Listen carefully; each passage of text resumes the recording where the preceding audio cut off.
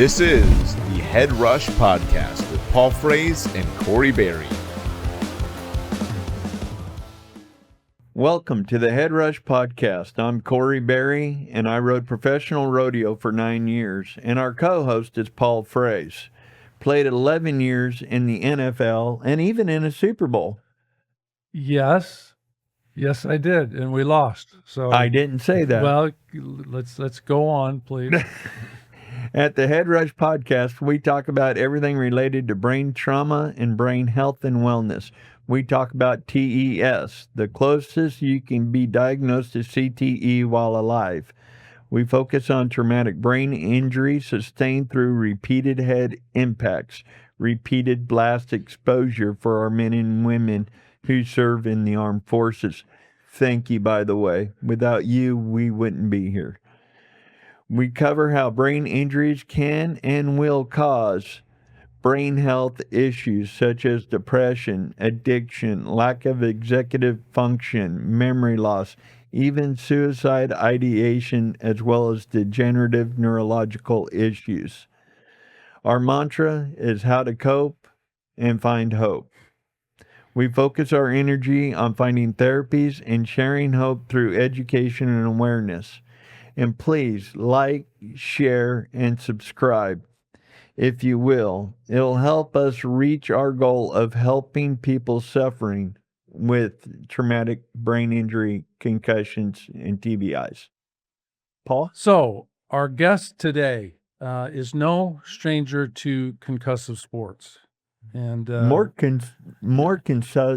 concussive than yours, I think. probably I would agree. But he was a forward, so he probably was very elusive. Soccer player? Forward? No, and in fact, Ales Hemsky is our guest today. Alice, were you involved in any Stanley Cup playoffs with the Edmonton or? Yes, I was in Stanley Cup final 2006. We lost in 7 game. In 7 games. In 7 game. Oh. It was a heartbroken, but in the end, it was a great run, and I'm really happy I had that pleasure to go all the way to the Stanley Cup final and see how hard it is. And once you go there, you always think you'll go there every year. Right. It doesn't work like that. Yeah, that's so I played my first 7 years with the New York Jets, and the New York Jets don't win a lot, and we only made it to the playoffs once in 7 years, so that was tough. Yeah. And we lost the very first game, but 7 games, making it to a Stanley Cup, and losing it in the 7th game. Anyway, Well, I'm the only one in this room that hasn't had that experience to where I had, I'm not a world champion. I've never made the NFRs, but I could only imagine, that's like going to the NFRs. mm-hmm. That's like having the world in your hands. You're winning the average. You're winning everything going into the 10th round. Right. And then you buck off. Yeah. And you just lost it all. Well, so And you both have been there. Well, this is interesting. So if you get there to the NFRs, you're in a category. You're one of the top 15 In the world. But you, in your history of rodeo, you probably made it into the top 25 or 30 in the bareback bronc or Oh, yeah. in the world. Yeah. So our guest has you beat because he was drafted 13th. Well, he's got you beat. I was you were drafted what, 167? 149. Yeah, It's not about where you get drafted. It's about how long you play there and if you can stay there. There's a lot of people that get drafted first round and they never play. So that's a great point because I was drafted in the 6th round and I was fortunate enough to play 11 years. It sounds good. Yeah. But, But you were drafted 13th not just from the American side of things. You were drafted from the Czech Republic. Yeah, it goes right? worldwide. Worldwide. Worldwide. Yeah. So think about it. You were 100 and what? 49th or 46th. Out of how many colleges? Well, there's like 105 at that time. I think there was 105 D1 or something like that. I don't know, but there was about 100,000. There was about 100,000 players in college in America, and only that my year, How many gets 300, drafted? 336. So 336 got 342. drafted. Yeah, and I was in 149. Right, out of that many colleges. Now think about it. 18 years old Yeah, and have the whole world. right. And you get We're- 13th out of the whole We're world. not I worthy. mean, that's not. We are not worthy. Yeah, so but sorry. I think it's even more impressive when you go 141 and you still make it. You know why? Yeah, Because yeah. if you go Well, it's first like- round, if you go 13 overall, whatever you go, they give you more chances So Oh, yeah. because they invest the yeah, they they invest money. they invest yeah. the money, and Yeah. then that pick they can't look bad. So you'll get more chances Yeah. to make it. So Well, for me, sometimes more impressive. The guys they're getting high rounds, and now they're playing for 15 years, and they're Hall of Fame, or Right. you know, that's impressive. yeah. Well, Tom Brady was a 6th-round pick too. Right. Okay, so all right, He our also guest lost to his ex-wife. How much money All and right. time? Ales Hemsky, and actually, who was born on August 13th, 1983, and in the Czech Republic, and you started playing professionally there at 16 or 17 years old. You played a few games, and then you were actually drafted number 13. Yeah, I came. I played there a few games and started practicing with the men's, and then we choose. I will move to Canada, play junior hockey league. I went to Quebec, so Quebec. they have to draft you to Quebec Junior Hockey League. It works a little different way. It's just Right. through your agents, and so I went play junior hockey league in Quebec. Play 1 year, then I got drafted by Edmonton Oilers. And you were there how many years? They sent me back the second year, and the next year, I was 18, I was turning 19. I stayed with Edmonton Oilers and played from there for 16 years. So you got drafted, and then they basically sent you back for like a farm league, or No, they or just sent me back to juniors. to juniors. Yeah. Okay. Yeah, And they then sent you me- they pulled you back the next into the year, professionals. I went for a camp, and I signed a deal with them on the camp. And I think there's a loop. You can play 10 games in NHL, but they can still send you back to junior, so they can send you farm team. Right. But then the coach, Craig McTavish, came to me. He's like, I'm not sending you anywhere. Yeah. I'm not sending you farm. You will be with us, and you will learn your way. That's pretty cool. So yeah, it was. He helped me out so much. Yeah, that was great. well, obviously he saw something in you that he liked, and you performed. So you played a bunch of years for Edmonton. You ended up playing in Ottawa for the Senators, and then you played for the Dallas Stars. Did you play a couple years here, or? Yeah, so I played 12 years in Edmonton. Then I got traded to Ottawa on the deadline, the last day. Funny story. Nobody, like you getting traded. I knew I would get traded. It was time for me to move on and for them too. And I was just watching TV, and I saw, I'm going to Ottawa. Okay, so I packed my bag, and the same day I drove. So you found out by watching Yeah, TV. now it's even worse because first you find it on your phone. Right. So that Right. He's been traded, or he has been Yeah. picked up off. and of then they waivers. call you. Then they call you, and What they do to you when you got traded?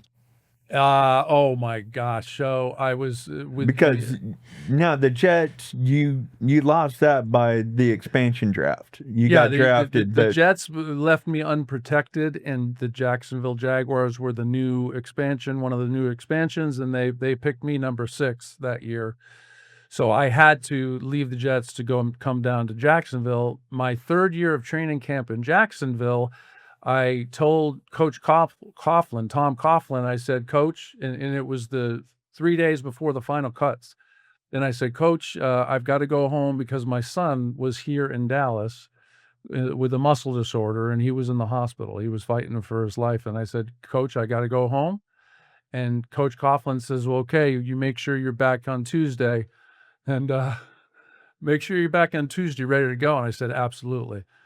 And I fly home that day, and I get off the plane at DFW. I drive to Coppell, about 15 minutes right here, and I walk in the front door, and 15 minutes later, the phone rings, and Allison answers the phone, and it's Coach Tom Coughlin.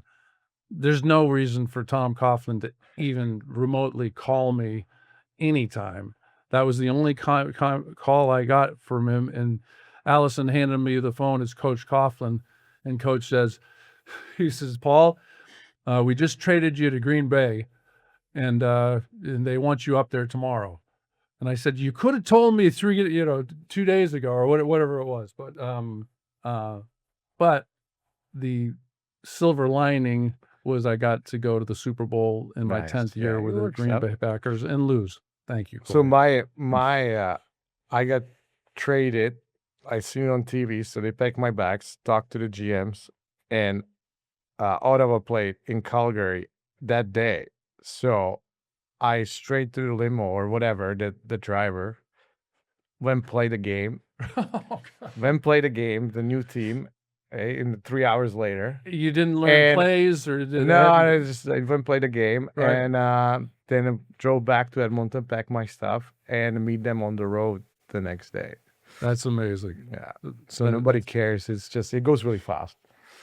Your last team, boo, because I'm a Boston Bruins fan. Hold it. I was going to say Dallas Stars, boo. No. We talked about Dallas really quick, but his last team. Well, we're in Dallas. He can't go Dallas Stars really quick. My buddy Daryl Johnston, the Moose from the Cowboys, he used to go get right behind the goal tickets, and I remember seeing the Stars for a game or two, so that was a lot of fun.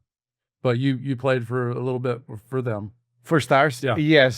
So I played in Ottawa. That was just 20 games, and I became a free agent. They offered me a deal, but some players I liked there, they were leaving.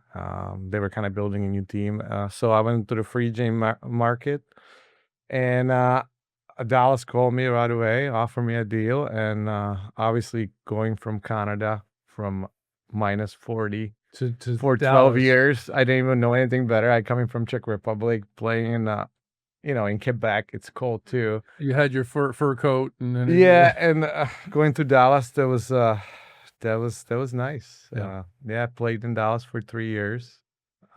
We had a great team. I had a blast. Obviously, I stayed here. My kids get born here, and we love it here. So I'm really blessed. I had the opportunity to sign here for 3 years and play here. And then I became a free agent again, and that time I had a lot of injuries.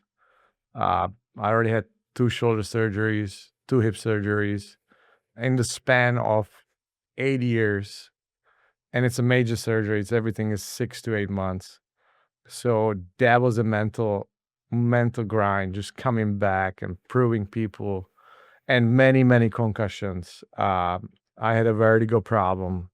I couldn't get rid of. Like, I would get hit and my head would be on the bench just spinning. I don't know if you never had a vertigo problem. You don't know how hard it is. Still today. It's a bad feeling. And every time I get it, I was thinking I got another concussion. And it was kind of both of them. And then I signed with Montreal my last year. I didn't really want to do it anymore because I was so beat up. And it happened quick. They called me. I was back home in Czech Republic. And the free agency started that July 1st. I think it's July 1st. And they called me right away and they said, hey, you have 5 minutes. Because they go from A to B to C, and or they lie to you, whatever they say, Right. And he said, you got 5-10 minutes. And at that point, I've been in the league for a long time. I'm like, I deserve more than just deciding on my family to move to Montreal. And my wife was pregnant with our first child. And I was in my head, I was like, I don't want to do it. I was struggling with the concussions already. And in the end, I signed it. and I wish I did not, but you can't look back. And so I went to Montreal, played there, and 7th game I had another concussion, Yeah. and that was the end for me. And there become the struggles Right. I had to deal with, and I still kind of deal with. Mm-hmm. If you or someone you love is living with Parkinson's, MS, or symptoms associated with CTE, this is worth knowing. Ambio Life Sciences offers a novel alternative medicine called Ibogaine and operates the only Ibogaine clinic in the world for people with neurodegenerative disorders. Many are reporting meaningful improvements in their quality of life after Ibogaine treatment. Interested? You can learn more about Ibogaine and apply at ambio.life. Obviously, you're no stranger to concussions and repeated head impacts. While you were growing up, did anyone share with you the danger of concussions, RHIs, or anything? No, I mean, I grew up in Czech Republic. It was What's it like growing up in back in Czech? communist. It was different, obviously. Born 83, but communists went down 89. Mm-hmm. So there was more the effect after the communists, because nothing was working. Right. But that effect of communists it's still there, for people. But I don't want to get into that. But it was different. Yeah, we had only soccer and hockey pretty much, and tennis. We don't have baseball, we don't have football. And my dad played hockey, so that's how I started to play hockey. But nobody told us about. And in that time, nobody even cared or knew. Everybody, you are chicken, or you soft, or you will just deal with it. Shake it off. Shake it off. Yeah, it's okay. Did they ever have smelling salts or the ammonia packets that? No, we No. never, not in Czech Republic. I remember. In Czech, they're just, it is. And I don't know nothing about the Czech Republic, and that's why I'm really wanting to hear about your life growing up there and how you dedicated yourself to hockey. But I guess there's only 2 sports there, so you either play soccer or you play hockey. Yeah, I mean, it's a small city. I'm from city of Pardubice. It's 15 minutes from Prague. Obviously, everybody knows probably Prague. It's the main city, most beautiful city in the world, I think. But small city, 100,000 people. Back in the day, smaller, probably I would say 60,000. And 1 hockey rink, in the middle of the town. And I could walk to it. I was living in a small apartment. In that communist, nobody had anything. We all had kind of same. So it was different. But we didn't know anything better. If they don't show you anything, you just don't know what's up there. So we were not happy, but we were okay. And You're a kid. I was a kid and just playing hockey and having fun. My dad played, so that's probably how I started. I see it on my kids. I put them on hockey too. And I loved it. It was a peaceful town. And that main team, Pardubice, it has a huge tradition. It's over 100 years tradition. They playing hockey there. So it's a really big hockey city. They're getting big crowds. Now it's they have an owner. He's got deep pockets, and they pretty much paying most money in the Europe. Right. Yeah. We're definitely going to get into the concussions and the repeated head impacts, because that's what we talk about. We talk about how these repeated head impacts can cause the brain health issues. But I've always been fascinated that so you played for 16 years in the NHL. You played 2 Winter Olympics for the Czech Republic. So how do some guys that were from the Czech Republic play for America, or play for, or do they always go back and represent their country? Yeah, so how it works, everybody. If you're from Canada or from the United States, you just play for your country, Right. And there's a break in NHL. It started in '98. Yeah, that was the first Olympics with the NHL players. Mhm. Actually, Czech Republic won it. Oh, really? Yeah. Yeah, that was the golden era of Czech Republic. Yeah. And yeah, you just it was, when you grow up in Czech Republic, for us, I didn't know anything about NHL. We didn't have the games back in the didn't? days. No, So it wasn't a dream of yours as a kid to go to the And my NHL? dream was to make it to juniors. Yeah. That competition was really hard there, and just make it to the main team in my city. That was my goal, or national teams. Right. National teams is huge for us because that's how we grow up. It wasn't the NHL. Like later on, when obviously communists went down and everything went down, then you start having the NHL games, and a lot of guys was defecting from communists to Right. NHL. So you know some names, and then once the gate was open, a lot of guys was going. So that's when it started being big. But then I was becoming like 12, 14, Right. 16, But when I was younger, it was just a dream to play for my city Right. and for the country. So, and I accomplished that. And Yeah. and I'm lucky enough, I won the world championship with Czech national teams, and I have a medal from Olympics. Yeah. So, and What medal? I have a bronze. And that time I didn't really think about it. Once you retired and you're watching Olympics, it's pretty cool. But the celebration, when you win for your country, that's something you will never forget. Right. Because obviously sports, any problems people has, you can see in one World Cup right now in soccer, people forgets about their problems and they all come together and Right. cheer and having fun. And so when we win it, like you go back to Czech and, the whole country just stops. It's, Right. 100,000, 200,000 people on the squares, and it's just a huge celebration. So As it should be. so it's not about the medals. It's more about the memories you get with the guys and nationalism, memories, with the people and Yeah. the stories and Yeah. stuff like that. The medal, you can put it on the wall and show it. Well, and that was going to be my next question: is playing for the Stanley Cup or playing for your country? I would think playing for my country is more important than the Stanley Cup as far as memories and deep down go, being able to represent America versus representing a team. In rodeo, we don't have teams. We don't have drafts. You buy your permit, you just go. But, Clint Corey got a ride barebacks in the Olympics. Oh. During the rodeo, and he got a ride for America. Oh.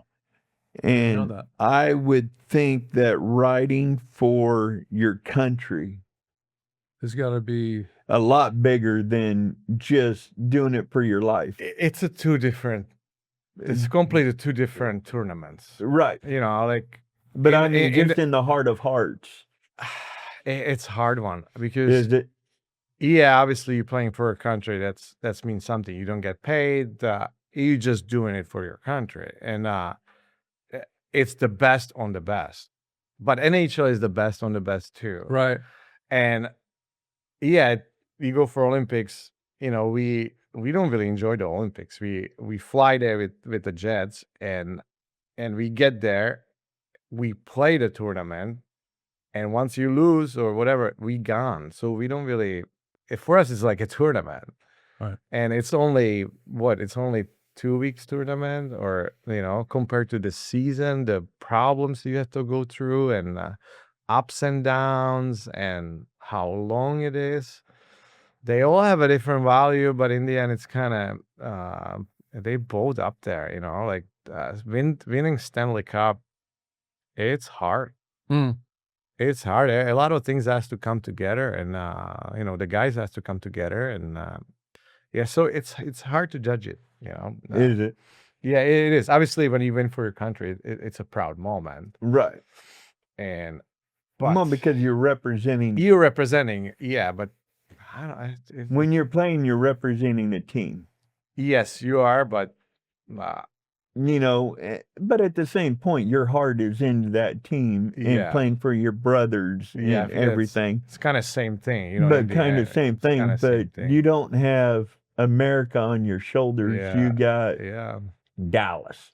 yeah. You get Dallas, just the city, not that many people. Yeah, Exactly. yeah. No, it's hard. But they both cool and both different. But Is Dallas the third largest city in America, behind L.A. and New York? Or No. not? No. I think Houston's bigger than Dallas now, isn't it? guys, you got it. I Yeah. don't know, but Well, let's get this party started. Okay. All right. Well, so obviously the story of professional hockey and playing for the Czech Republic, it's kind of magical, right? But let's get back to the repeated head impacts. Did you can you share how repeated head impacts affected you after your playing career? First, during your playing Mhm. career, you said you suffered a lot of concussions during the playing career, and then afterwards. yeah. The problems, I don't even know how many concussions I had. Mhm. And just to start, I can see it in my kids. How many, because I play with older kids all my life, 2 years older kids. Obviously, they're heavier. And I can see on my kids now, they playing with older, and I'm trying to be a little bit cautious now. Because there's no hitting, but there will be some hits. And now I can see how maybe it was affecting me in my younger life. But when you're young, you don't feel it that much. You just get up and you go. You recover a little faster, but it will catch up to you one day. And everybody's different, But yeah, it started. It starts slow. You have one, maybe it takes 2 days, and then all of a sudden you have one, it takes 2 weeks. And all of a sudden you have one, it takes 3 months to 6 months. And then it's just a spinning. It usually wasn't the big hits. I play in the era where it was really big guys. When I started, there was a different NHL. And then I play in the era, it was kind of changing a little bit. It's now faster. But they're all different. It wasn't really the big hits. It was kind of the small ones you get in the right spots. So we always talk about, seeing the color purple, seeing stars for a split second, having so you had a lot of hits in hockey that were comparable to that. Yeah. And obviously there's probably 4 or 5. In hockey, just trying to get up and get on the bench and Right.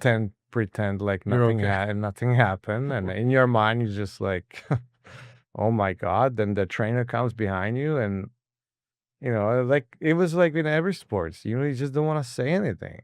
Yeah. I'm sure now, I know it's different now. They have a different protocols, but back in days, the trainer would come and he would be like, you okay? Yes, of course I'm okay. And then you just go play. Whatever happens, happens. Yeah, so I had probably, I would say 4 or 5 I know was pretty big. I will be out from span to a month to 3 months, 4 months. So you had to sit out from Yes, a couple of couple of those, your yeah, hits. Wow. Yeah.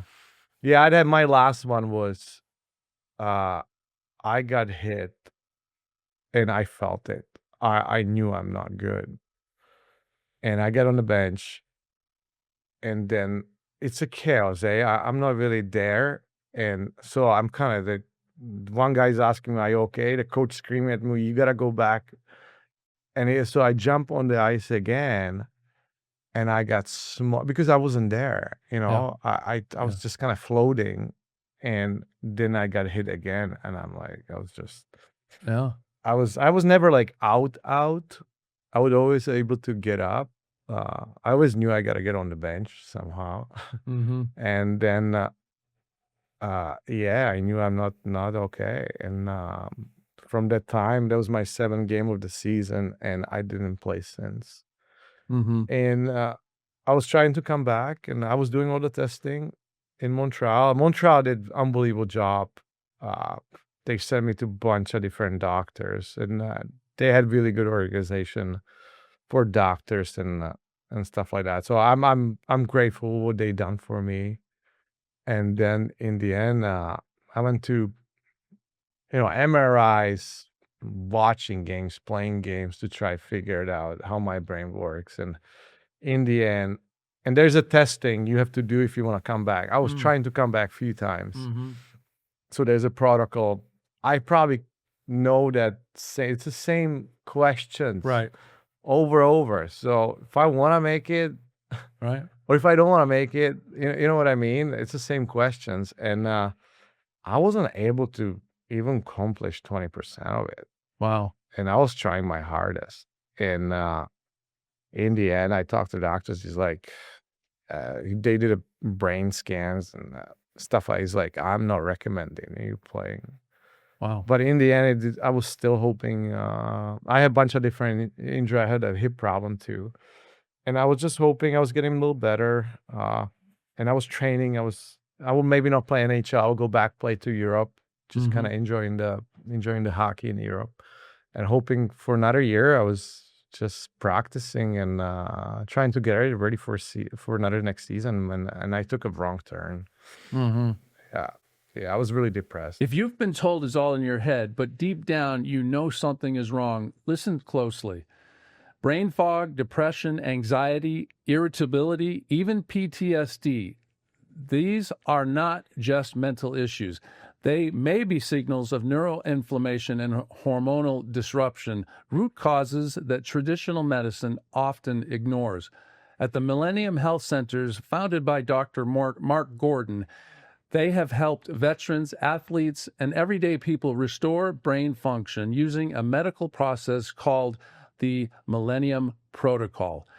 Take their free brain health assessment at tbihelpnow.org and discover if inflammation, not weakness, is holding you back. You're not broken, you're unbalanced, and balance can be restored. So talk to us about your retirement and then what drove you to Ambio and doing that. And I'm sure your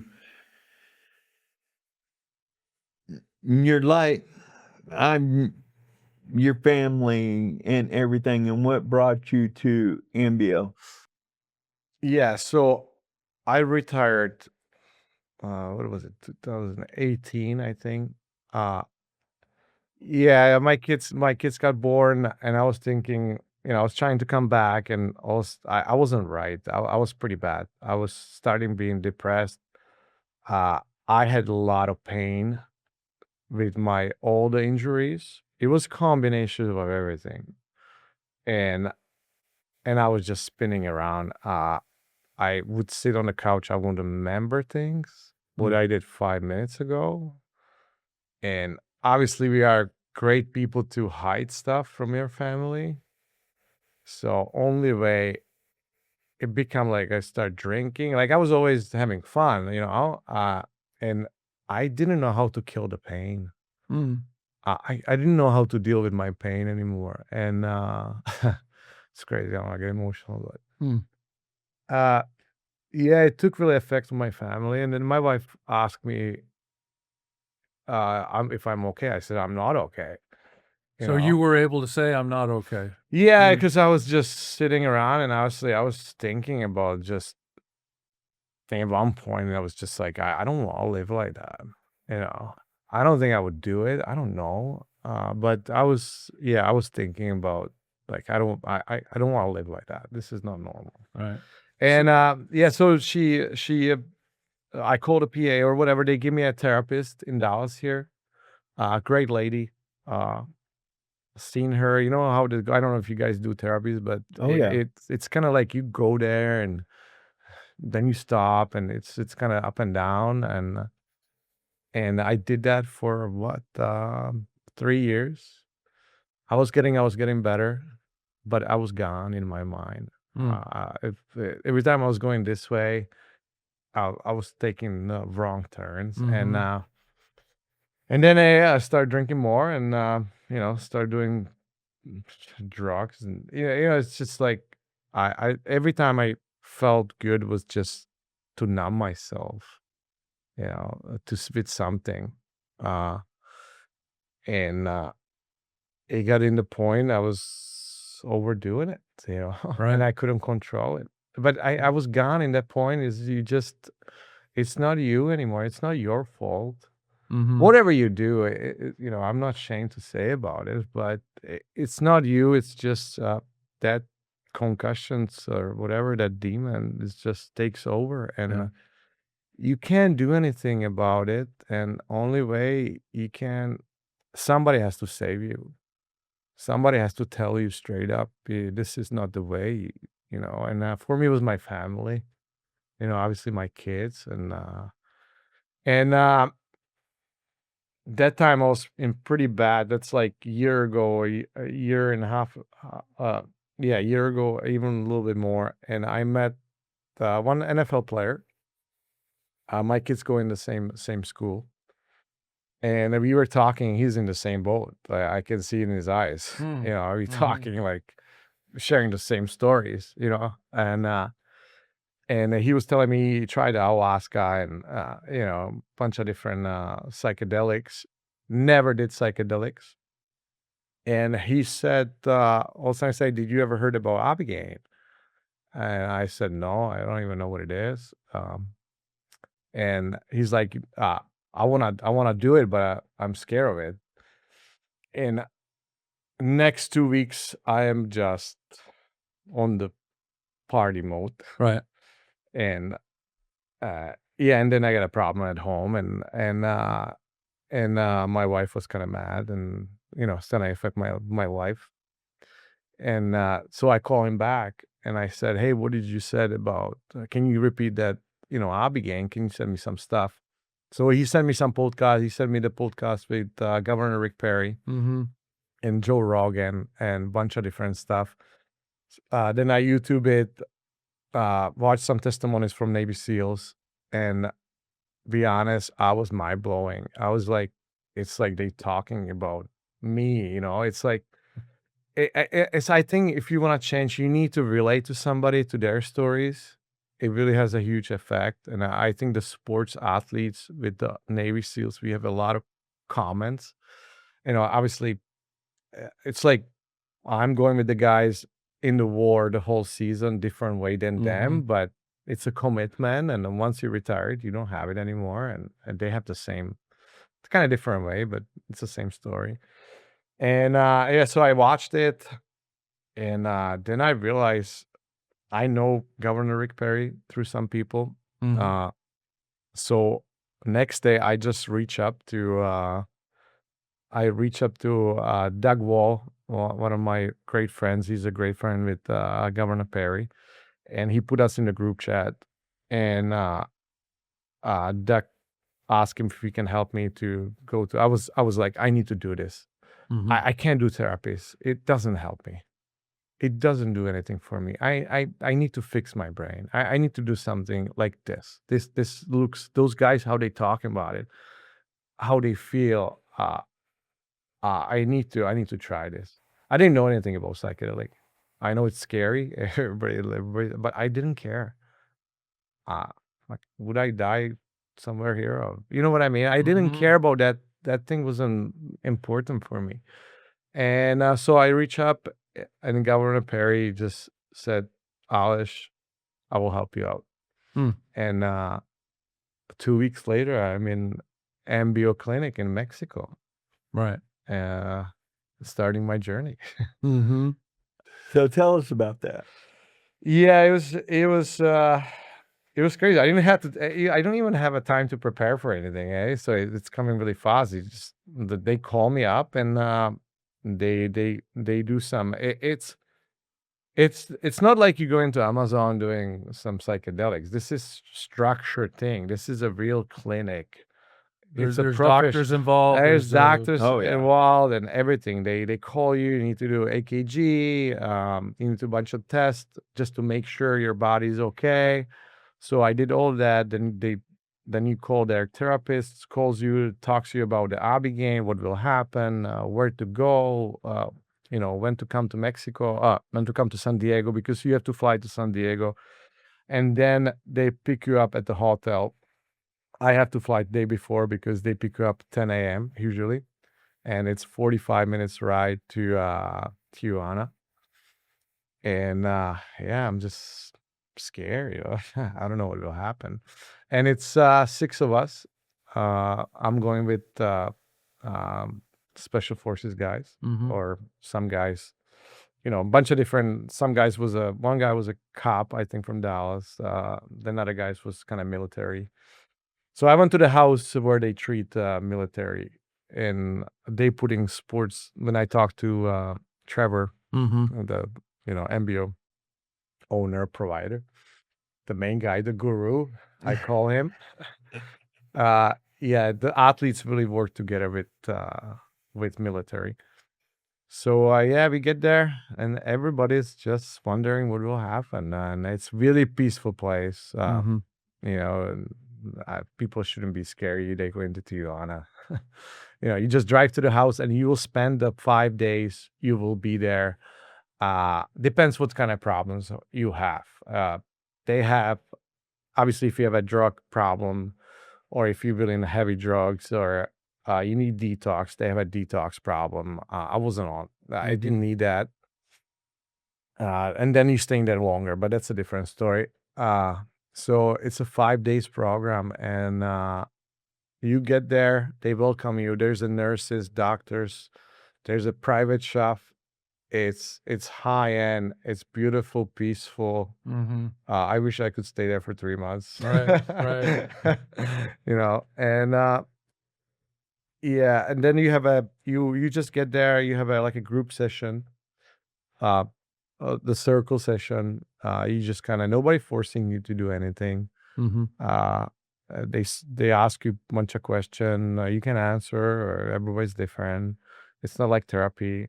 It's just to let it go and open up a little bit. So we all said why we here and how we heard about MBO clinic, and it was a kind of wake up call for me, because they all had a different issues. If it was drugs, or somebody died, or sexual abuse, but then you realize it's all same. It's a brain trauma. And it doesn't matter what kind of issues you had, they all same, and everybody's judging those problems different way.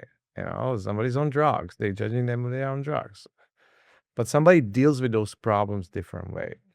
And so it's really, really nice to see, like, man, there's more issues than just mine.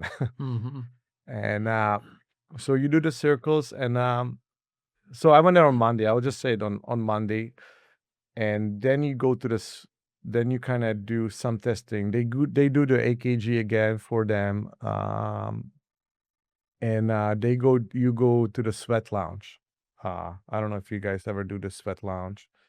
No, not personally. No. I've never So it's like seen- it will I be get to do it in August. it will be hot there. They drive you to different part of the town, to somebody's house. He's got this kind of concrete sweat lounge, and it's surprised me, it's pitch black there.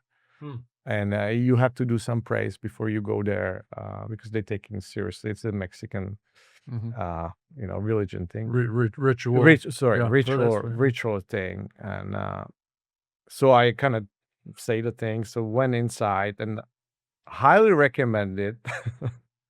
Don't sit by the fire. Yeah. Okay, that's for you two guys. Everybody who I send there now, I told them, once you get in, just sit by the door, because it gets hot. It will get hot everywhere, but I think if you sit by that fire, it gets a little hotter. And so it's pitch black. There's the one guy who is kind of running another lady is doing the fire, and there's kind of, they call it 4 doors. So you're there, you kind of go through 4 times. They told you can always get out if you want it, but you have to say you have to say the thing and get out. They don't force you to stay there, but there's a one athlete and 5 military guys. Nobody's getting out. Right. I'm like, I don't want to be the first guy who's getting Right. out. Like that competitive, I don't want to be the first guy, the soft guy. I think that's there for a reason. And I wouldn't. yeah, so it gets hot. First couple are good, and then the third one is the fire one, and that one again. I did give you a little thing for ears, and I think those span 20 minutes.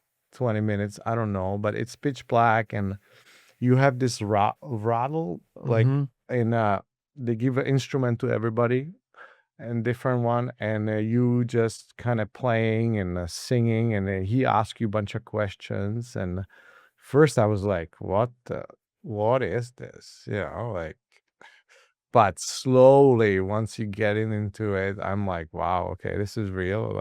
This Mhm. is starting kind of make sense why I'm here and why I'm on this journey. And yeah, so we did it all. And, nobody came out. Yeah. and I think it's like hour 20 minutes. I think I don't know exactly, but we all felt great. I think they just want to sweat some stuff from you and getting ready for the journey on Tuesday. Mhm. And you come back to the house. You just relax. They give you IVs. They measure your uh not heart. Electrolytes and Yeah, everything. They measure every 3 hours. Oh, really? Okay. Yeah. Uh, and As you're preparing, yeah, during the or day, yeah. and they give you some IVs. They started giving you some IVs. I don't know exactly what it Mhm. is. That you guys have to ask Trevor. Mhm. Uh, and it's getting a little serious. And then we had another. I think we just watched TVs, and yeah, we have some bread work upstairs where we actually did the Abby game. Um, they teach you how to breathe and starting to prepare you once you go in it, and then they kind of just watched you hang out. We had a beautiful dinner, private chef. I mean, that food was amazing, Mhm. and then you kind of try go sleep, if you can. Uh, and in the morning, then it goes Tuesday, the second day. That's the day when you will do at night. You will do the Abby game. Mhm. And again, you get some yoga in the morning. Had a beautiful breakfast. Just chatting with the guys. Millions live with depression, anxiety, fatigue, or emotional chaos, believing it's permanent. It's not. The Millennium Protocol targets hidden inflammation and hormone disruption caused by trauma, stress, and time. Created by Dr. Mark Gordon, featured multiple times on Joe Rogan and the Head Rush podcast, plus the documentary movie Quiet Explosions, this approach has transformed lives once written off as hopeless. Visit tbihelpnow.org and take the 10-question brain health assessment. Healing is possible. Your story isn't over. Let's begin again with your brain. The doctor came for the breakfast. The main doctor. He told us his story and how he kind of get to MBO because he had a problem with alcohol. Abigail saved his life also, and a great guy, a funny guy, and we just chatting at the breakfast, and I think we had a yoga after that, and then you have another circle, and you can after 12 you stop eating and not drinking too much because they don't want you to get food inside. And then we had a circle again, just talking. They kind of preparing, telling us what to do. And then he had a one-on-one meeting with the guy who was running the group. Um, I have a guy who was a pilot, like Top Gun, and it is saved his life. He was one of the first guy to doing it. And you had a one-on-one meeting with him, and he kind of explains you what to expect, and he tells you somebody comes prepare to write some things on piece of paper. It's up to you if you want to do it. It kind of makes you put it. I think it's good to put it in your brain before, and you just put whatever stuff you want to put. You can ask. You can just say, "I want to get rid of this. I want to get better in this." I wouldn't overdo it. Don't write an essay. Mm-hmm.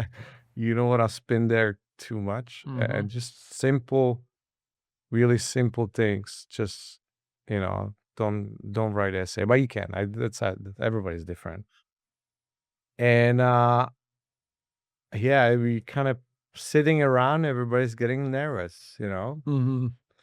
And he said a good thing. Like he said, you gotta take it this way. It's like a roller coaster. Once you sit on a roller coaster, you don't want to get off. You can't get off. Mm-hmm. You got to ride it all the way. And once you start fighting it, and you will fight it, everybody will fight it. It will kind of challenge you a little bit. Mm-hmm.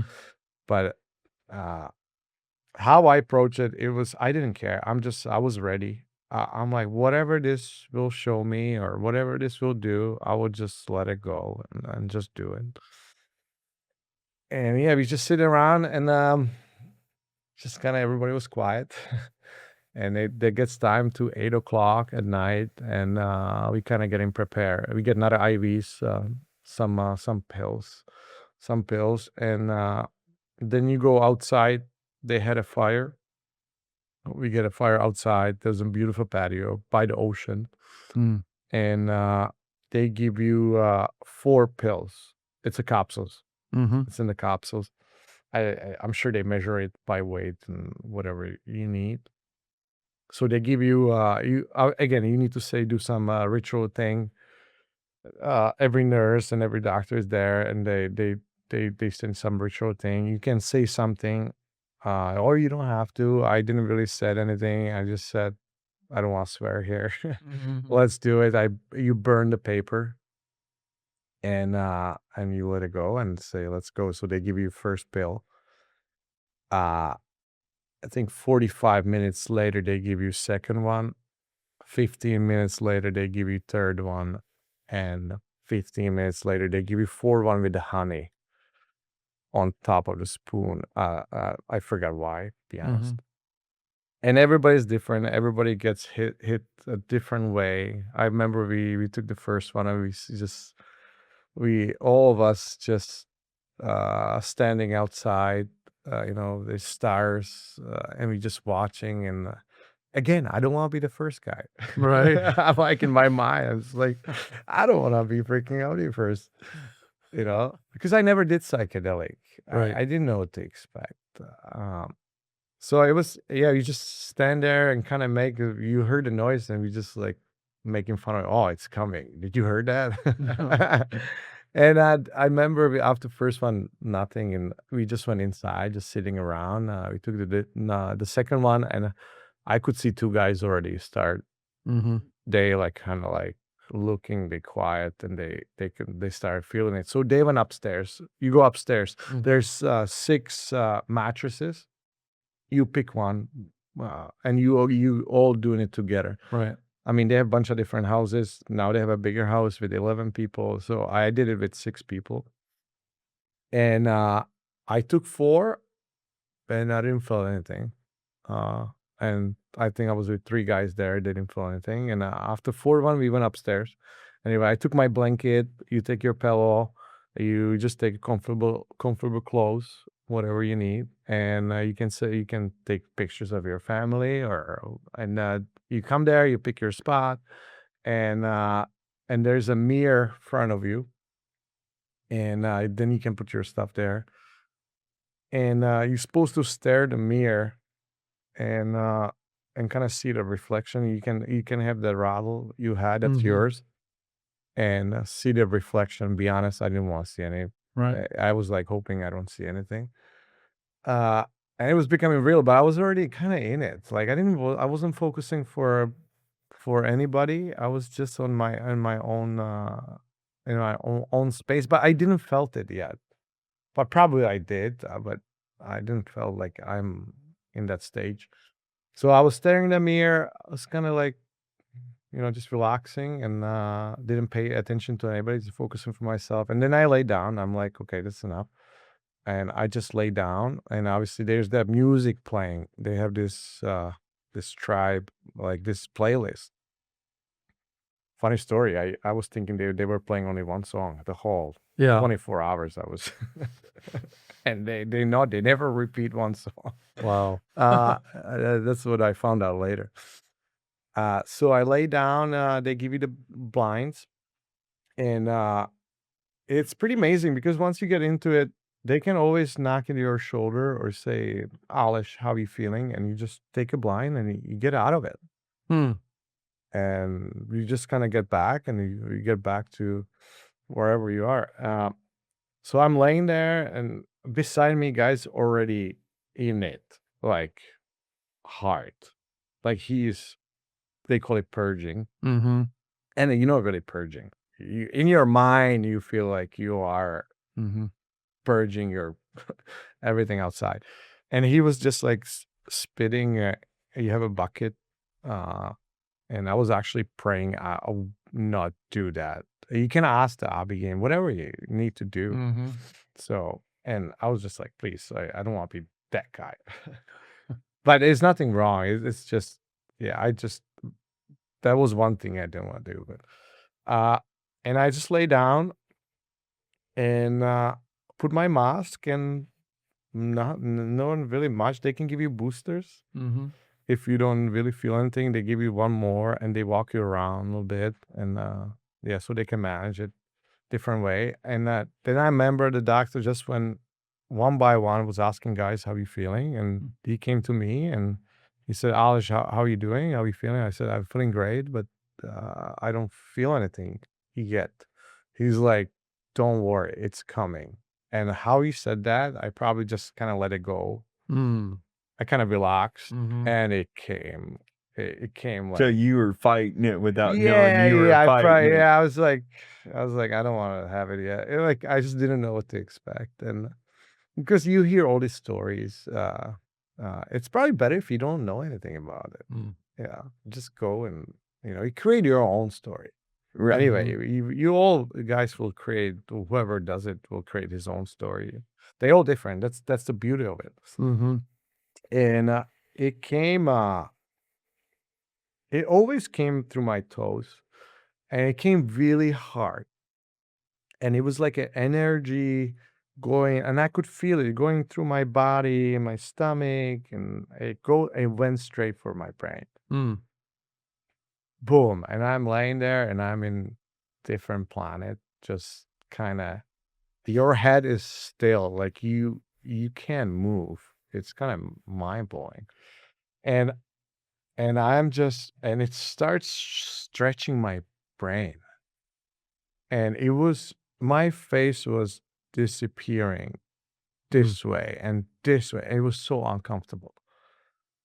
And only thing I remember, I'm like, they told me I would do this overnight. And I'm like, I can't do this overnight. This is not. And I'm like, man, this is getting a little too much. And the only thing I know, they're telling me, like, you don't fight it, let it go, breathe. And I'm like, man, I don't know. This goes for 1 minute. Maybe that go for 1 hour. I don't know, because you don't know how long you in it in that time. It feels like it's 2 minutes, could be 2 hours. Mm-hmm. And it's just stretching my brain this way, my face disappearing, like kind of like, and the only thing I'm like, I'm done. Like, and all of a sudden it start talking to me, and it was like, no, you're not done. This is just the start. Mm. And I'm like, no, no, I don't want to do this. And he's like, no, you're doing this. Let's go. And once you said it, I'm like, okay, let's do it. You're not talking. You're just kind of talking to your mind, I guess. And I'm like, okay, let's go. Let's do it. And it's changed. And all of a sudden, this mini workers, like a mini robots or mini workers, it's like a train going again from outside to my toes, to my legs, through my stomach, all the way to my head.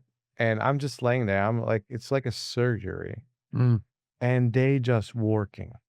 They opening my skull, and they actually on that ear where I have a vertigo. They spend so much time, and it's in the spots where I felt like the pain, and I'm like, I'm mind blown. I'm like, this is great, uh, and I'm just laying there, and they're just working. They're just going. They go they go out through my body, they go back, and couples that are here on my shoulders that I had surgeries, all those surgeries I had, they stop and worked. And I don't know how long this goes, but I'm like, oh, wow, this is why I came here. Mm. This is great.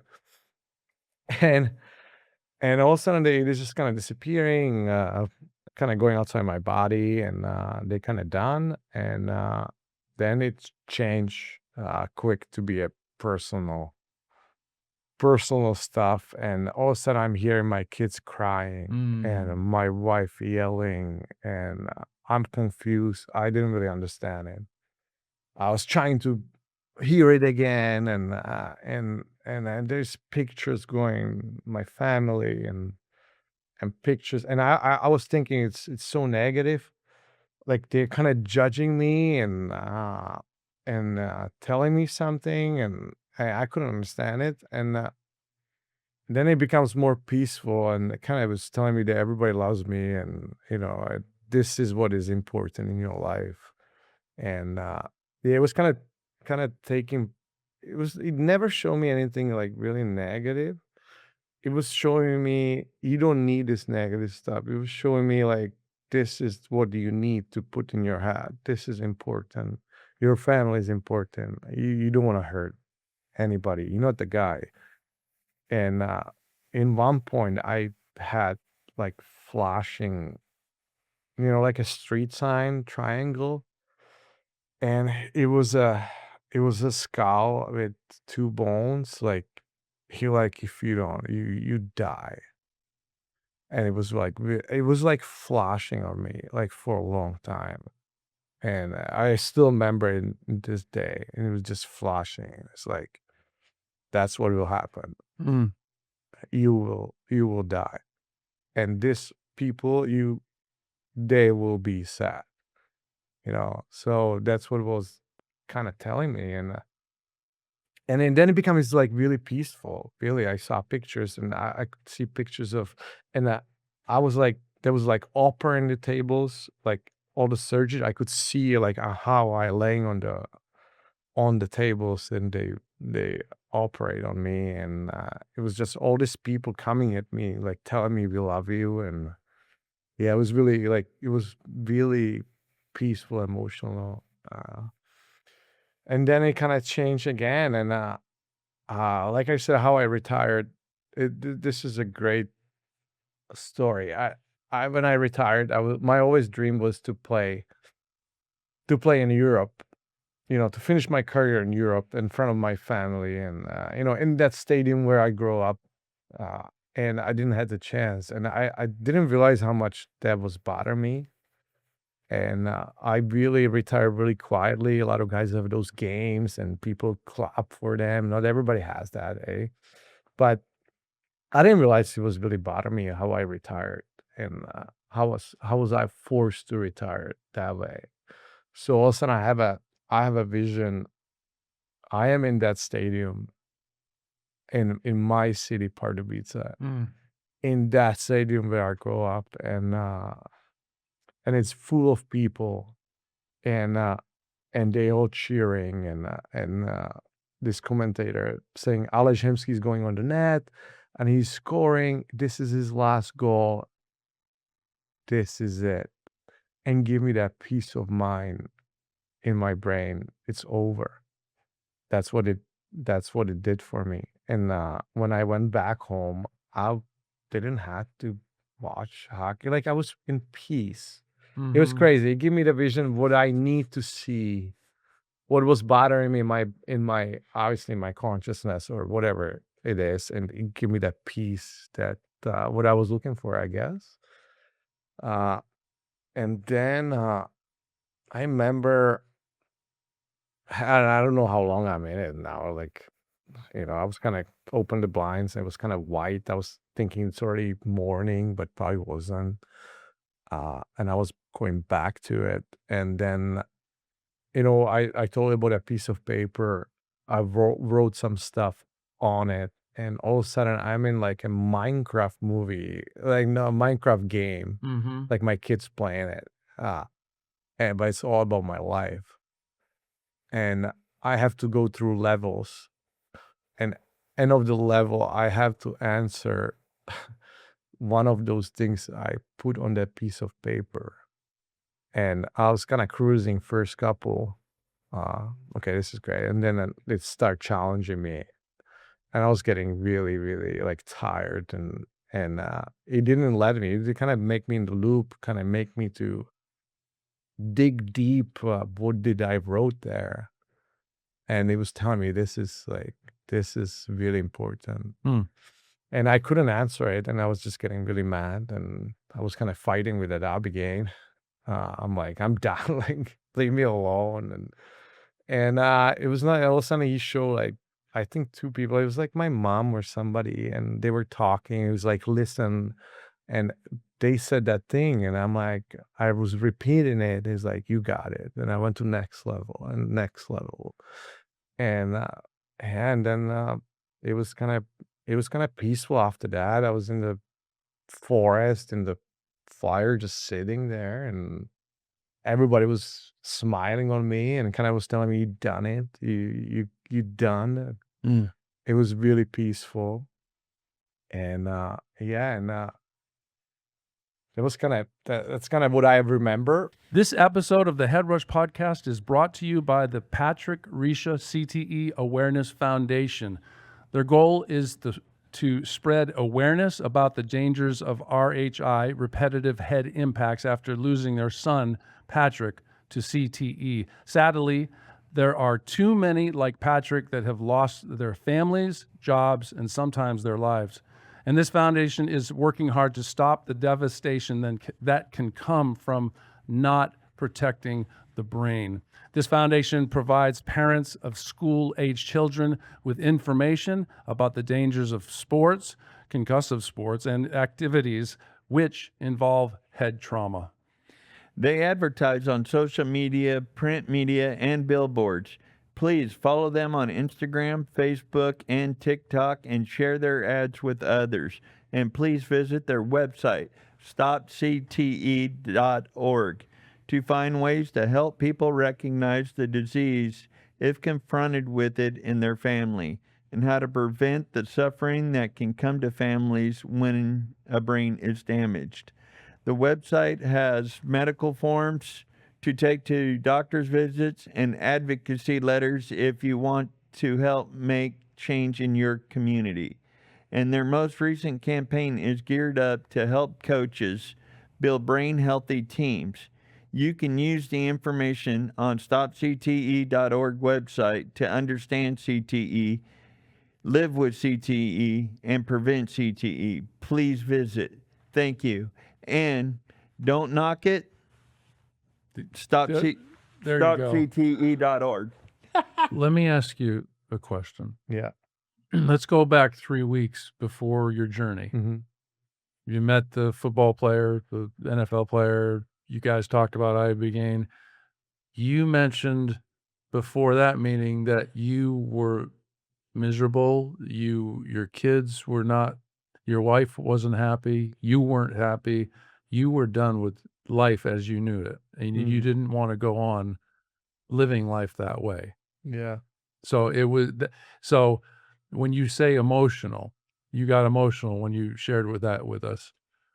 I'm going through something right now with my beautiful 25-year-old, and I'm getting emotional, right? But what happened from those emotions where you didn't want to go on? I'm assuming, are you saying you didn't want to go on living if you were going to live that way and exist that way? What happened between then and 3 weeks later when you took your journey, and then you came back to your home and you you Yeah, experienced your family. yeah, I'll tell you that. So I was in it I was there longest. I had a mentality, like, I have a mentality when I do something, I want to finish it. Mm. And I think a lot of athletes or a lot of, I don't want to say athletes, or a lot of people has that. And I didn't know when it's over. So I remember I was there for 24 hours in that Mm. room. Everybody was gone.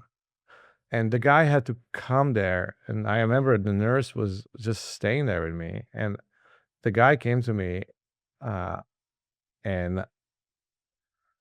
and he's like, Alice, just come down, man. And I'm like, no, I'm not done. Like, I need to finish this. And I just didn't know it's over. Wow. And I was laying there for 24 hours. I took it on Tuesday night. And, you're doing Reiki on Wednesday. You're doing Reiki uh, around Wednesday, 6 p.m. I was still in that room. I didn't remember how I was in that table. Mm. I remember they put me in that table and she was doing Reiki, or somebody was doing Reiki, and now I'm back to that bed. And then all of a sudden he came to me and he's like, hey, your wife wants to, because they take your phone, Mm-hmm. because then will become a gray day. They call it gray day after you done the Abigail. You kind of go back to your room. And he came to me, your wife wants to know if you okay. And that kind of woke me up a little bit. And I said, okay. He took a picture. He sent it to her. I was thinking I'm looking Right. like I am like on bender, like I've been on like 2-week bender and just looking. And then I saw the picture later. I was completely normal. Wow. I look Yeah. normal. Yeah. But in my mind, I was like, oh my God. She's gonna see me like this. No. But that woke me up, and probably like half an hour, I was like, okay, I need to get down. So I went down, and yeah, and then become the grade A. My grade A was really bad. It was another story. Yeah, I had the biggest headache, and I felt like vertigo. And one guy was already okay on the table. They said, you guys will have some food, and not a lot of people will eat. And yeah, I remember I went down through the stairs down, and I couldn't even walk, and I'm just sitting there, I'm like, I can't be here. So I went back to my bedroom. I was sharing bedroom with another guy, and I asked him, like, how he feels. Like, I'm horrible too. We all had it pretty bad. That's not bad. It's It's just not uncommon. it's not uncommon, but some people are just Yeah. on, and it really punished me. It really showed me I need to change. Mm. Yeah, I gotta stop blaming other people. Mm. You know, uh, and sometimes you have to take a responsibility, Right. for yourself. So yeah, it really punished me, and yeah, that's Wednesday. I went back to the bed. I couldn't sit anywhere. I couldn't. It's like I was like, I went back to the bed and laying there. I still having visions. It's like crazy, and I couldn't sleep the whole night. Just judging myself. I was actually thinking that Navy SEAL, or he will kill me. Mm. I was in my mind. It's like, if I move, and he was probably the same way. He was like, this guy will kill you with a hockey stick. But in my mind, I was like, still going. And yeah, it's Thursday. And then we're supposed to do a 5-MeO DMT. I didn't even know what's 5-MeO DMT. Mm-hmm. And I just remember I woke up, and 7, like a clock, somebody told me I need to get up, but still feeling really bad. Really bad. Like, I was like, this is it, man. I feel like I went to hell Mm. and back. In that great day, I was in hell. And yeah, I was feeling bad. And then they told me, we have a yoga. I'm like, I can't even do yoga. I can't even stand. Mm-hmm. And it's Thursday, and Friday I'm going home. I'm like, I hear story people gets mad, and they're like, oh, you guys give me this, and I feel like, you're worst, and people leave. Mm. People like, Mm-hmm. and they will call them back one day later. They'll be like, Oh, now I understand. No, I understand. You just be yeah. patient. Yeah. Just be Yeah. patient. You might go through some up and downs, but it's just a process. You need to go through it. Right. And everybody's different. The Abigail will do whatever you need to see, Mm-hmm. whatever you need to hear. If it's good, if it's bad, it will do it for you. Now I'm scared. No.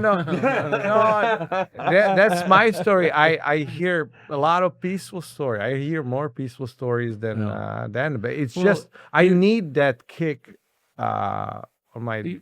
It was like the roller coaster. Yeah. So and you didn't get off, and you I didn't stayed get off. on. I stayed off, and I was bad. But I Yeah. will skip that.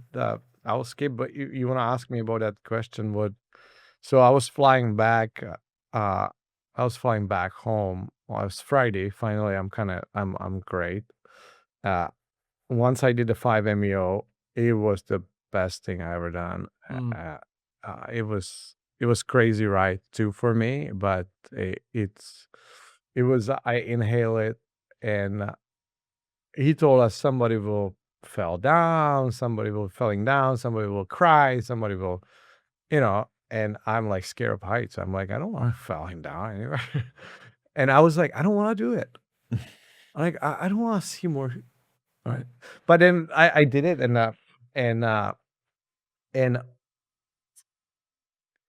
when I was going through, I was kind of going some black hole, and it was squeezing me. It was like I heard like I had panic attacks a couple times through concussion. When I did some testing, they spin me around, and I felt like that, like I'm dying.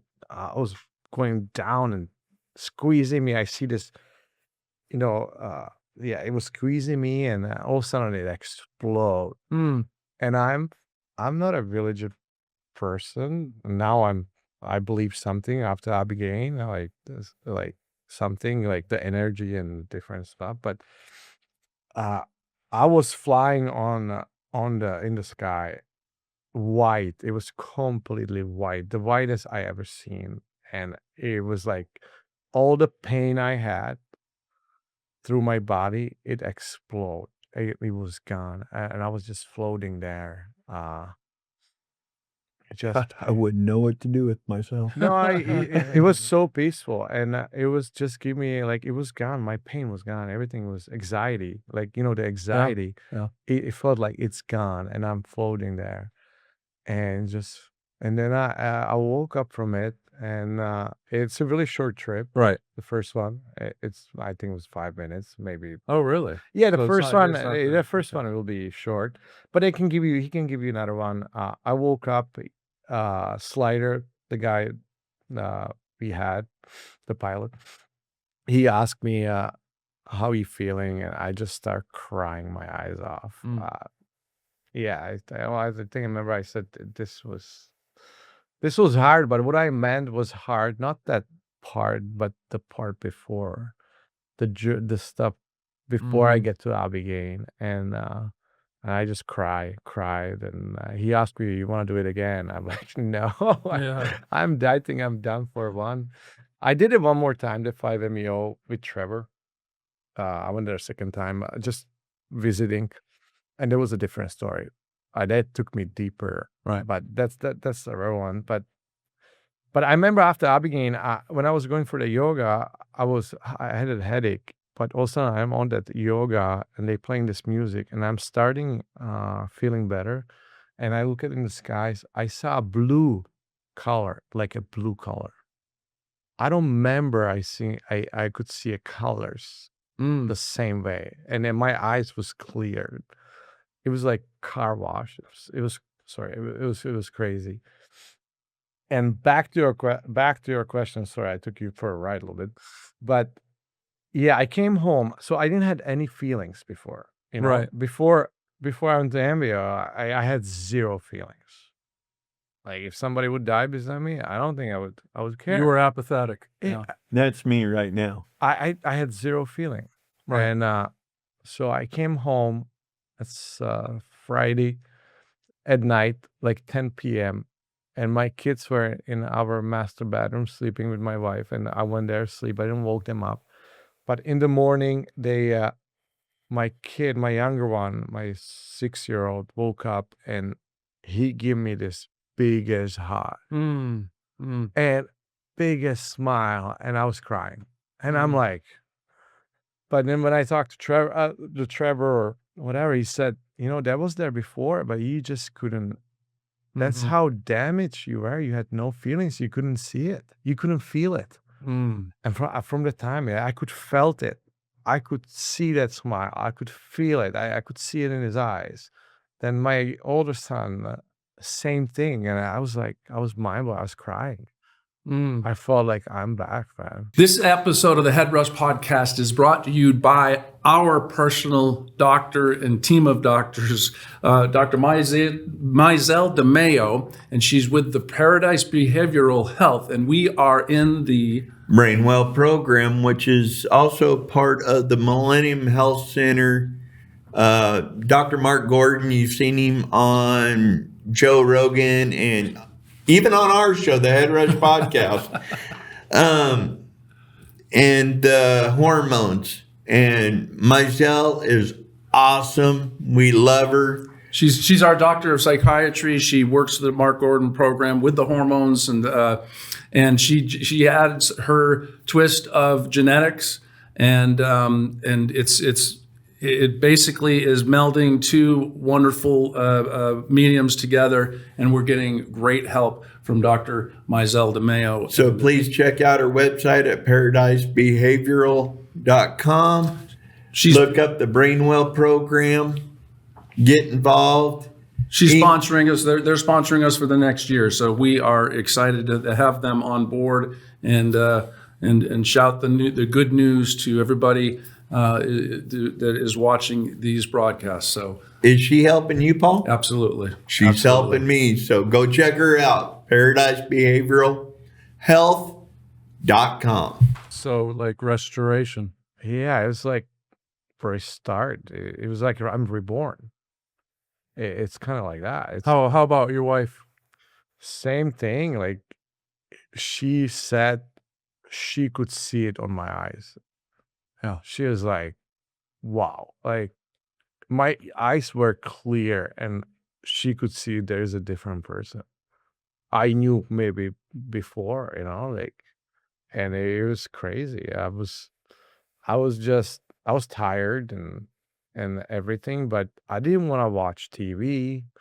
I want to be outside. I think you have appreciation more for what's around you, not that stuff we have to watching the phone and all this. We get cut to it, all this what's around us. And I remember I just want to be outside. I was full of energy, and and then your journey starts. It's not a magic pill. You still have to work on it. But I wasn't craving anything, and I didn't drink from that time. I didn't have alcohol this day. I don't craving it. I go out with people. I know it's different from rehabs or whatever, because in rehabs, I think they told you, hey, you gotta stop drinking. Yeah, no shit. But it's not that easy, and they tell you, oh, but if you have a drink, you will fall apart and you will die. You know what I mean? That's how it make you feel. This becomes like your option. This is your decision, and I know I can have a beer. I can enjoy it. I know I can have it, and it wouldn't be a disaster. Because I know my limits now, or whatever. It just feels different. Right. So a year later. Yeah, it's a year and 3 months, 4 months. Year and 3 months later. How are you feeling today compared to when you came out? I feel unbelievable. Like I lost probably like 30 pounds. I get a routine, working out. I'm full of energy. With my kids, it's completely different. It's really changed my life I never think I'm a bad guy. Like you got cut. People tell you, some people, because you're a bad guy. No, you are not. You just cut in this loop, and it's not your fault. And I feel amazing. I'm really enjoying my life. It's unbelievable. That That's what we want to hear. Yeah. Yeah, And I'm excited because August 3rd, we fly in Sunday, August 2nd. August 3rd, Trevor picks us up. And your story is just everything. I mean, I have a feeling because of the way I was raised, my background, all my head injuries, my shoulder injuries, my back injuries, all of my surgeries, that I'm going to have a hard time going through this. There's going to be a battle. I just have a feeling, but you know what? If It's I have to always go different. through it, I got to go through it. It's never what you think it is. I know, but I'm just, there's a lot of stuff like right now. I have zero apathy, zero empathy, zero. Yeah, I know. And so I got to work through all of that. And my therapist, Crystal, who works with a lot of people with RHI, our therapist, she's really excited because That's good. when I go to talk to her about, she starts EMDR and she goes, well, let's talk about your childhood. And it doesn't freaking matter. She Yeah. goes, I can't wait for you to do Ibogaine. You're Yeah. going to have to deal with your You'll childhood. probably see something. I mean, but that's a blessing. You know what I Right. mean? And I went to my therapist week later. I came from Abigail, and I told her about it. I'm going there. She's like, great. She didn't think anything. She didn't know anything about it.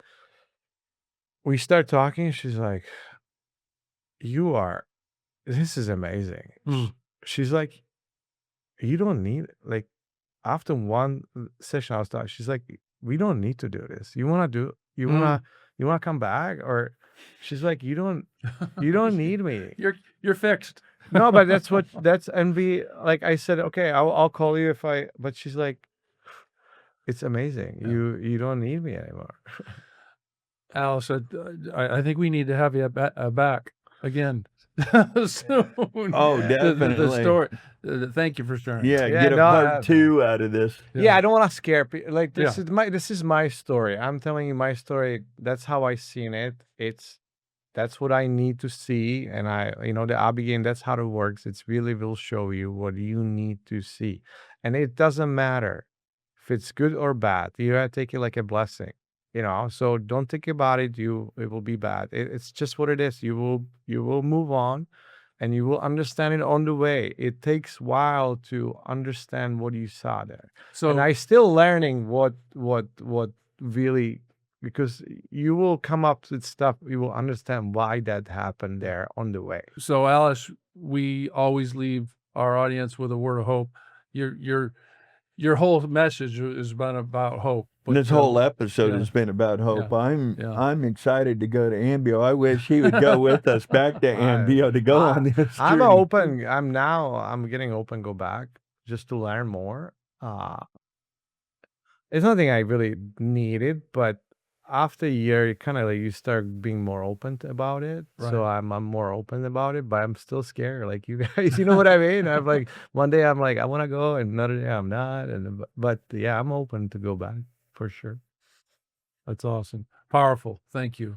Hopefully I get medically cleared to go do all of this. Yeah. I mean, the one thing that they were worried about was my, I just found out I got an aortic aneurysm, so that's one thing. But I also have central nerve system damage. It's not POTS, but I got heat regulation issues. I got all of the regulatory issues, and they were worried about that. So the doctors called me. Make sure everything is good, because Right. it has to. It will meant to be. Well, and You know it's what I like you mean? said, this ain't just going to Costa Rica No, or going. This is a medical clinic that has the great cardiologists, great doctors. It's a clinic. I will judge you like that. I will send my kids there. Right. Wow. You know what I mean? That's a testimony right I there. would Right. send my kids there. Right. Right. I know you can't send kids Right, when they're 16, exactly. but a lot of But kids have that's- a problem when they're 16 by bullying, whatever problems they Yeah. have. Yeah. I would personally send my kids to this Yeah. clinic. That's how I'm strong about them, how professional they are. And it's just amazing clinic. And I hope more people will go there and, Well, that's get help. That's a great testimony for Ambio and how they handle Yeah, the it's- professionally. So that's exciting. So on Alice, the side of his chaps, when he Yeah. goes to ride bulls, it'll say Ambio on it. I get my tattoos. This is my journey of on my MBO. This is 5MEO. So Oh, the That's tattoos awesome. on your leg? yeah. I got Oh, wow. that's great. Hey, maybe you'll get tattoos on your leg of your journey. Yeah, I don't know about that. We'll see. My daughter would be. So, word of hope.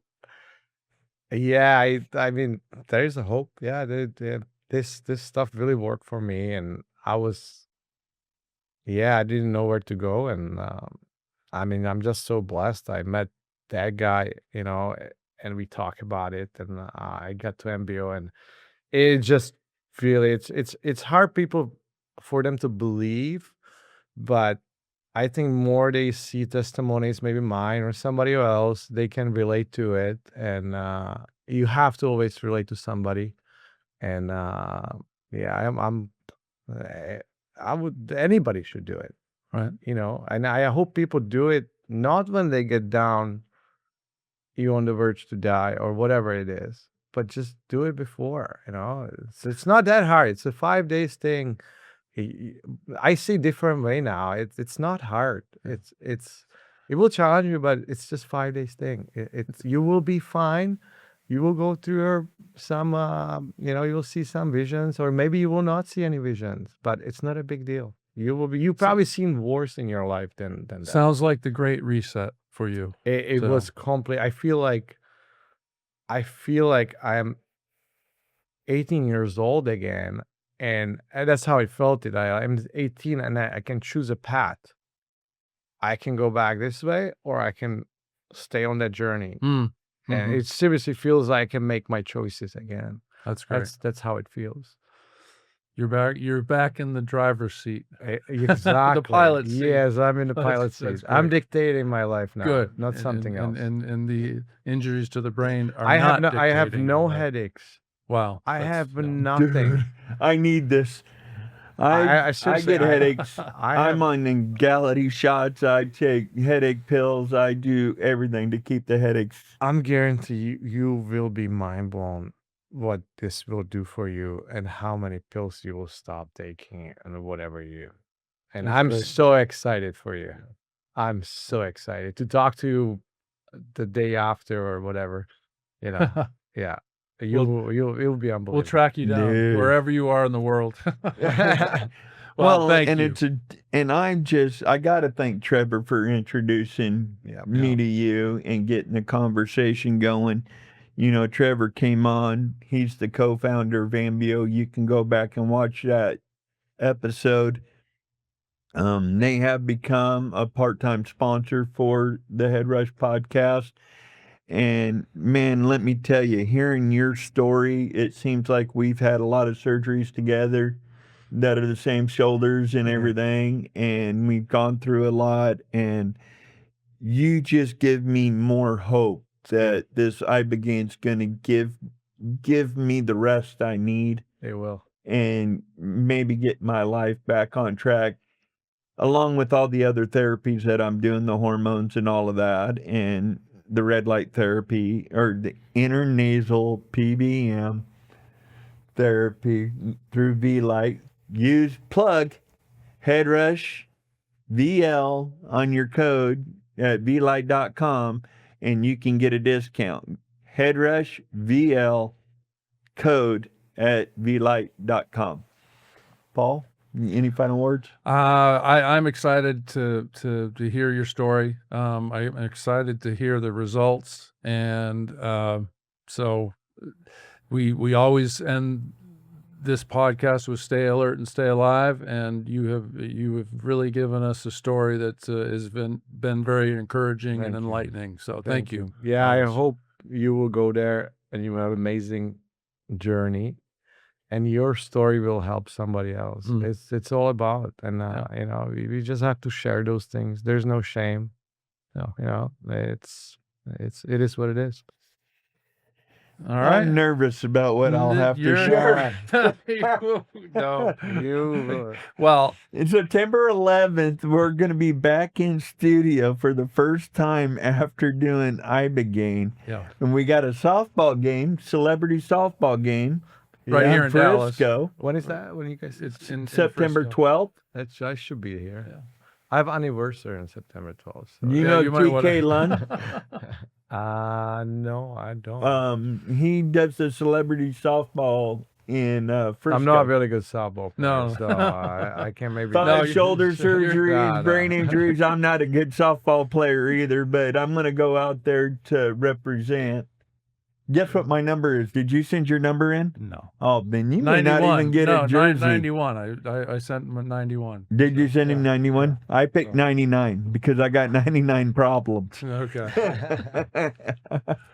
Alice, thank you. You're welcome, guys. Appreciate it. No Appreciate problem. it. Thank you so much.